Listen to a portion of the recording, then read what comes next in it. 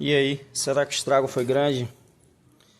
Olha o barramento desse negócio como ficou, galera. Misericórdia. Esse aqui tava na beira do mar mesmo, viu?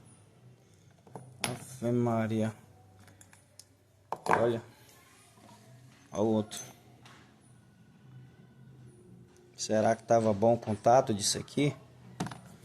As pontas de cabos aqui, ó. Tudo oxidada. Carro aberto aí tocando, um rackzinho de módulo no tempo direto. Dá pra ver que o cara tinha muito cuidado com as coisas, que era bem cuidadoso. Por isso tá bem conservado assim, né? Aí a marca.